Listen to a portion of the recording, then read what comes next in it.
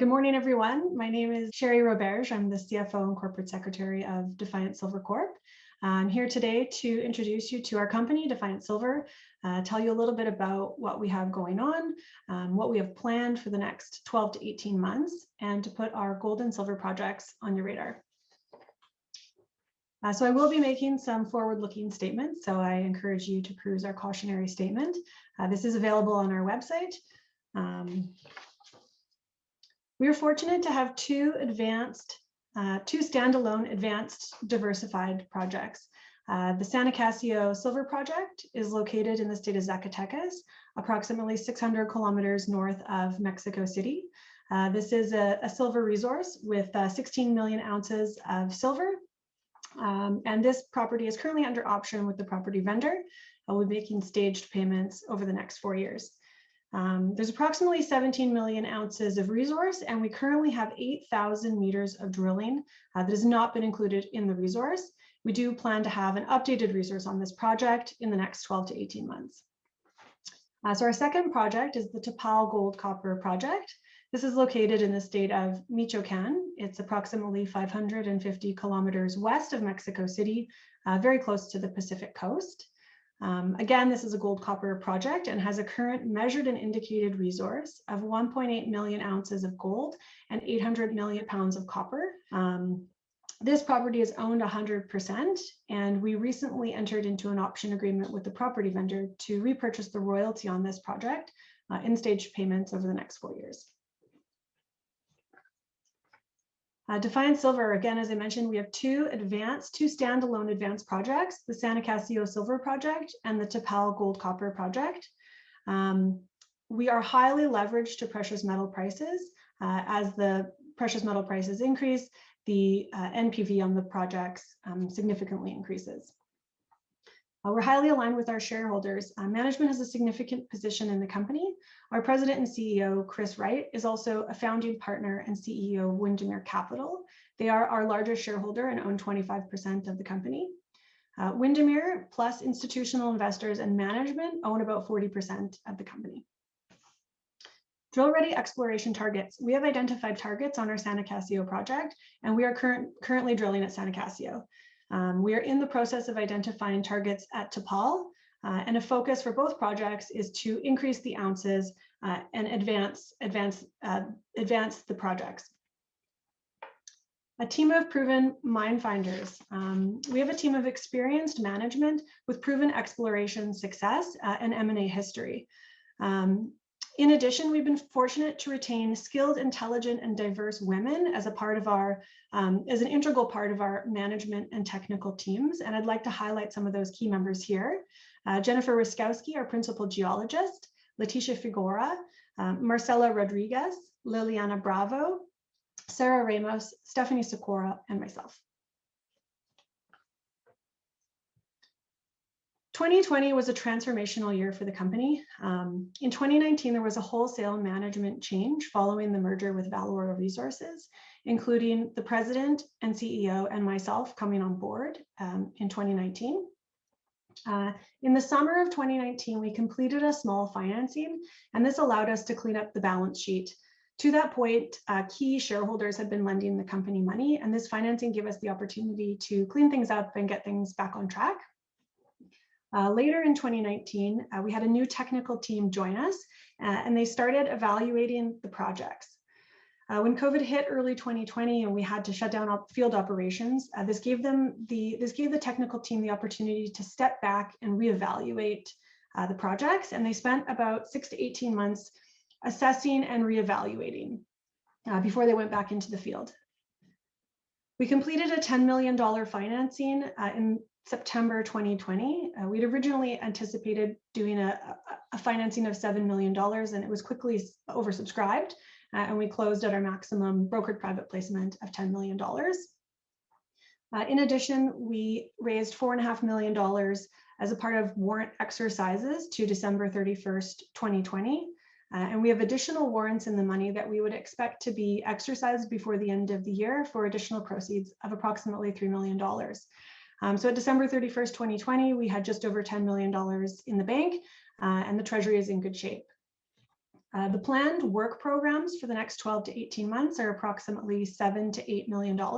So we are fully funded with the financial flexibility to accelerate the programs as required. At the end of February 2020, we had 195 million shares outstanding and a market capitalization of approximately 148 million. The Zacatecas district projects. So Mexico is the largest silver producing country in the world, and the Zacatecas Silver District has produced more than 1 billion ounces of silver historically and is still a prolific mining district. The San Nicasio and Lagardos projects are the company's legacy projects in the district, and there's a current resource of just under 17 million ounces of silver. In December 2020, we entered into an option agreement with Pan American Silver to acquire the Lucida property. This nearly tripled our land position and strengthened our overall land position in the district to approximately 25% of the district camp. The technical team has done soil sampling, surface geochemistry, mapping, and drill targeting to identify prospective drill targets at the San Nicasio project. And the modeling is showing us that we still have significant resource potential at depth and a number of new targets adjacent to the Veta Grande vein. Drilling commenced on the property in December 2020, and we are currently 4,000 meters into an initially planned 5,000 meter program. And we have the flexibility to increase this to a 10,000 meter program, and we are fully financed to do so. The El Palenque vein structure is located on our newly acquired Lucida property. And this is one of our top drill targets for this year. The vein structure is 4 kilometers long by approximately 12 meters wide, and surface mapping has commenced on the property as well as permit applications.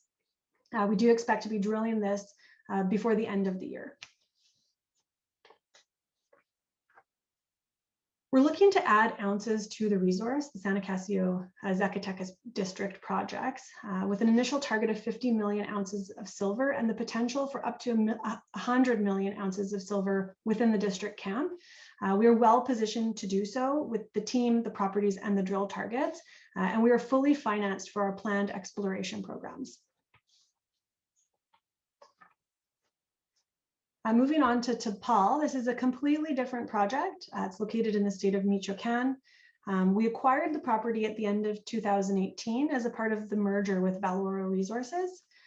We have 100% ownership on this project and has a current measured and indicated resource of 1.8 million ounces of gold and 800 million pounds of copper. To December 31st, 2018, Valoro had spent approximately $27 million on the project, and there's an accumulation of 60,000 meters of drilling. A pre-feasibility study was done on the Tapal project in 2012, and a preliminary economic assessment, or a PEA, was done in 2013. That PEA was updated in 2017 to use then more relevant metal prices, using $12.50 gold and $2.50 copper. So that updated PEA, 2017 PEA, resulted in a capital cost of 214 million, a post-tax NPV of 169 million, a post-tax IRR of 24%, and a payback of 2.3 years. So if we use those same metrics and a 1,500 gold price and a $3 copper price, we get a post-tax NPV of 345 million. So this is a dramatically increased post-tax NPV. As you can see, this is a valuable project with attractive economics, and we acquired this project for $4.2 million in stock of the company at the end of 2018. Every $250 increase in the price of gold adds $100 million post-tax NPV to the economics of the project.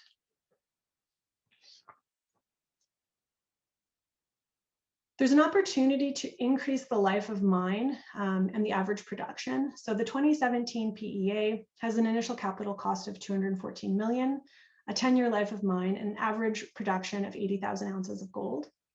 There's an opportunity to increase that to 100,000 ounces of gold, which we believe we can do through organic discovery. And so this is done using the same systematic approach that we used at San Acacio, surface geochemistry, surface geophysics, soil sampling, and systematic targeting.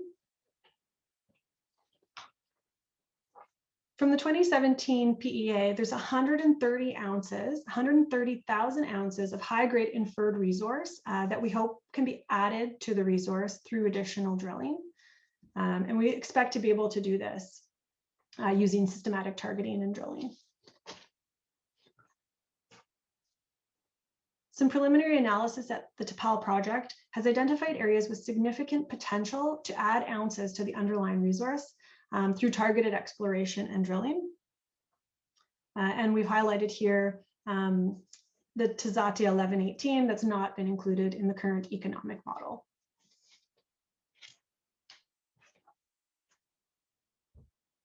Again, we are very fortunate to have two diversified advanced projects, the San Acacio Silver Project, the Tapal Gold Copper Project.